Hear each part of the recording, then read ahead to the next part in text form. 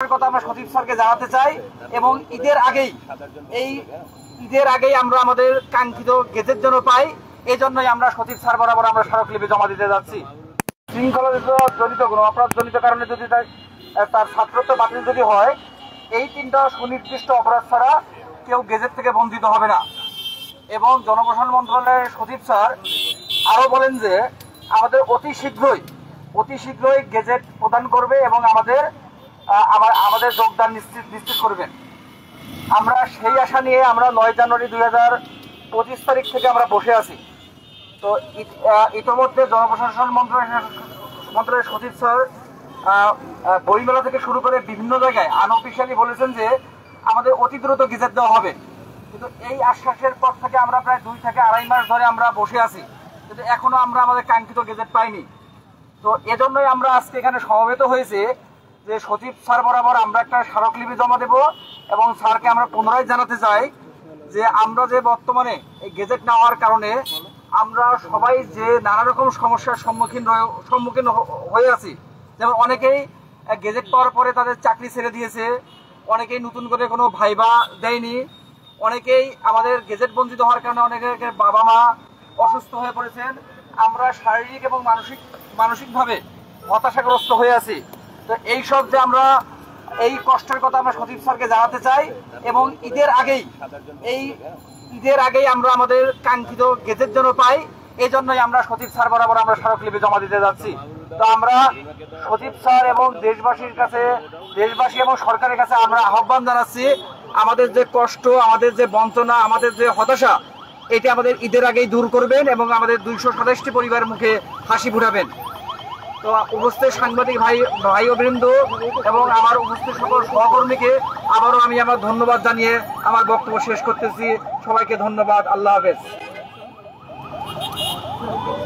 ধন্যবাদ শাহ মোহাম্মদ রায়হান মিয়াকে তার সুন্দর বক্তব্য উপস্থাপনের জন্য। এ পর্যায়ে আমাদের সামনে কথা বলার জন্য অনুরোধ করছি রিমা ইসলামকে। এই মুহূর্তে আপনাদের সামনে কথা বলবেন রিমা ইসলাম। বিসিএস প্রশাসন ক্যাডারে উনি সুপারিশপ্রাপ্ত এবং প্রথম গেজেটেড ছিলেন। রিমা আপু এখন আমাদের সামনে কথা বলবেন। আপু একটু বলেন, একটু দেখেন, ওই দাদা বলে দিল বিষ্ণুদা অন্য কাউকে দেন। আরে রায়ান ভাই যেগুলো বললো না ওগুলাই বলে ফেলে যে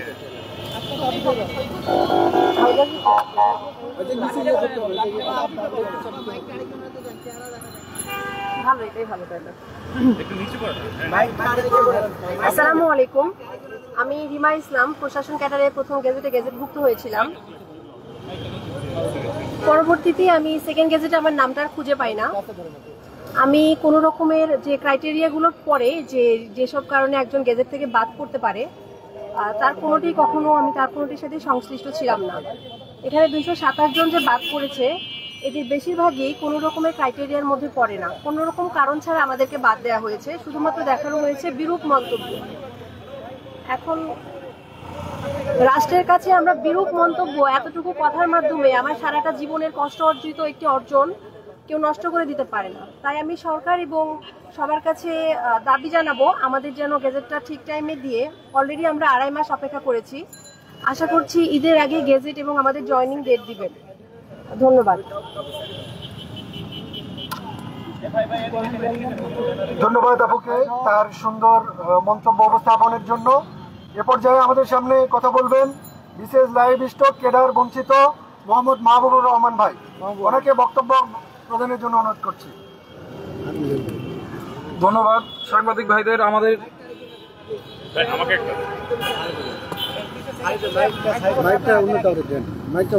আচ্ছা এইভাবে ধরলে সমস্যা আছে।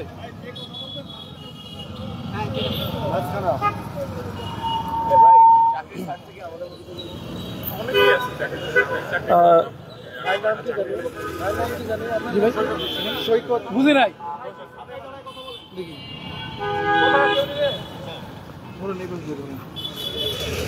ধন্যবাদ সাংবাদিক ভাইদের। আপনারা সবাই অবগত আছেন যে আমাদের গত বছর 2024 সালের 30 ডিসেম্বর যে গ্যাজেট প্রকাশিত হয়, সেই গ্যাজেট থেকে আমরা 227 জন নতুনভাবে বাদ পড়ি। এখানে আমরা তারপর থেকেই কর্মসূচি দিয়ে যাচ্ছি। আপনারা জানেন এই যে আজকে আমরা রমজান মাসের মধ্যে, আজকে 18 রমজান চলে, আমরা রমজান মাসে রোজা রেখে আজকে এই রাজু চত্বরে দাঁড়িয়েছি। তার একটাই কারণ যে আমরা এখনো পর্যন্ত আমাদের সেই কাঙ্ক্ষিত গ্যাজেটটি এখনো পাইনি। জনপ্রশাসন মন্ত্রণালয়ের সিনিয়র সচিব স্যার আমাদের আশ্বস্ত করেছিলেন যে আমাদের গ্যাজেটটি খুব দ্রুত হয়ে যাবে, কিন্তু আমরা প্রায় 2.5 মাস সময়ের ঊর্ধ্বে অপেক্ষা করেছি। আজকে এই রমজান মাসে রোজা রেখে আমরা রাস্তায় দাঁড়িয়েছি, এখনো পর্যন্ত আমরা গ্যাজেটটি পাইনি। আপনাদের মাধ্যমে আমরা সিনিয়র সচিব স্যারের কাছে আবেদন জানাই এই ঈদের আগেই যেন আমাদের গ্যাজেটটি প্রকাশ করা হয় এবং আমরা যেন খুব দ্রুত যোগদান করতে পারি। ধন্যবাদ সবাইকে। ধন্যবাদ ধন্যবাদ ধন্যবাদ মা বাবাকে। চলে গেছেন দেখেন তো ওখানে চলতেছে। হ্যালো, শুনে যাও।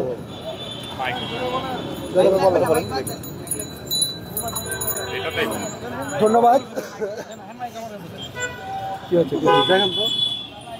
এ পর্যায়ে আমাদের সামনে বক্তব্য উপস্থাপন করবেন 43 BCS প্রশাসন ক্যাডার বঞ্চিত এবং প্রথম গেজেটেড ছিলেন ভাই সৈকত বিশ্বাস। ওনাকে বক্তব্য প্রদানের জন্য অনুরোধ করছি। আচ্ছা,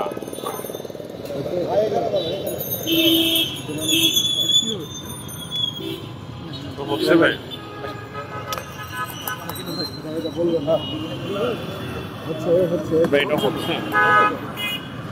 আচ্ছা আমি হচ্ছে প্রথম গেজেটে ছিলাম।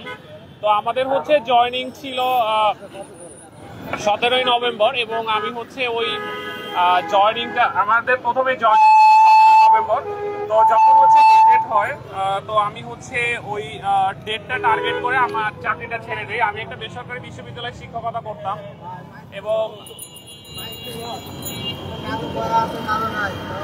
তো আমি হচ্ছে 17ই নভেম্বর জয়েনিং টার্গেট করে আমি হচ্ছে আমার চাকরিটা ছেড়ে দিই। আমি একটা বেসরকারি বিশ্ববিদ্যালয়ে শিক্ষকতা করতাম। তো এর পরবর্তীতে আমাদের জয়েনিংটা 2 মাস পিছিয়ে যায়। তো তারপরে হচ্ছে আমাদের জয়েনিং ডেটটা ঠিক করা হয় 1 জানুয়ারি।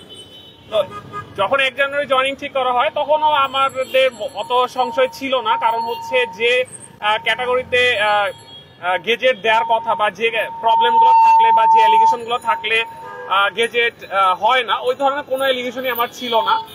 তো তার জন্য হচ্ছে জব ছেড়ে দেওয়া আমার অত প্রেশার ছিল না। কিন্তু 30 তারিখে একটা গেজেট দেওয়া হয় এবং হচ্ছে আগের গেজেটটা বাদ দিয়ে দেওয়া হয়। তো 30 তারিখের গেজেটে দেখলাম যে হচ্ছে আমার নাম নাই। জিনিসটা খুবই অপ্রত্যাশিত ছিল এবং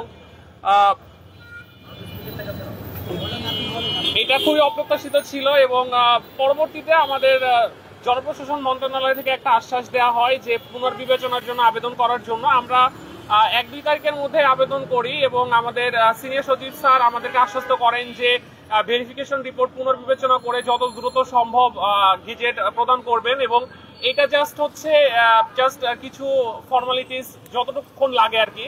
এবং উনি বিভিন্ন সাংবাদিকদের বিভিন্ন প্রোগ্রামেও উনি এইটাই বলেছেন যে খুব দ্রুতই হচ্ছে 227 জন আবার জয়েন করবেন।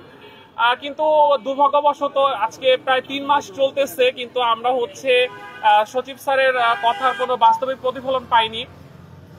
আমরা এর জন্যই হচ্ছে এই রোজার মাসে আজকে আমরা রাস্তায় নামতে বাধ্য হয়েছি এবং আমাদের একটাই দাবি যাতে হচ্ছে ঈদের আগে আমাদেরকে গেজেট প্রদান করে যোগদানের ব্যবস্থা করানো হয়। এবং আমরা এই যে 227 জন, এখানে অধিকাংশ ক্যান্ডিডেটরাই আমরা চাকরি করতাম এবং হচ্ছে জয়েন করার আশা নিয়েই হচ্ছে আমরা চাকরিগুলো ছেড়ে দিয়েছি এবং আমরা এখন অধিকাংশই বেকার, কোনো জব করতেছি না। এবং হচ্ছে একটা চাকরি না থাকলে এই বয়সে যে মানুষের ফিজিক্যাল, সাইকোলজিক্যাল এবং সোশিওলজিক্যাল কি পরিমাণ প্রেশার যায়, এই জিনিসগুলো আসলে বর্ণনা করা খুব কঠিন।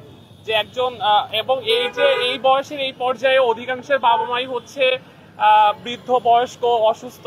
তো আমরা হচ্ছে ফ্যামিলিতে কোনো তো কন্ট্রিবিউশন করতেই পারতেছি না, উল্টা আমাদের প্রবলেমটা হচ্ছে আমাদের ফ্যামিলির জন্য একটা এক্সট্রা বার্ডেন হয়ে গেছে। তো আমরা হচ্ছে সিনিয়র সচিব স্যারের কাছে চাইবো যে ওনারা হচ্ছে আমাদেরকে জয়েন করার সুযোগ দিয়ে শুধু আমাদের 227 জন না, আমাদের 227টা পরিবারকে যেন হচ্ছে এই অসীম দুর্দশা থেকে, অবর্ণনীয় দুর্দশা থেকে মুক্তি দেন। তো এর জন্যই আমরা আজকে এই রোদের মধ্যে, রমজানের মধ্যে কত কষ্ট করেও হচ্ছে আজকে আমরা রাস্তায় নামছি, যাতে হচ্ছে কর্তৃপক্ষ একটু সদয় দৃষ্টিপাত করেন আমাদের এই ব্যাপারটায়। আর সাংবাদিক ভাইদের অনেক ধন্যবাদ আমাদের এই প্রোগ্রামটা কভার করার জন্য।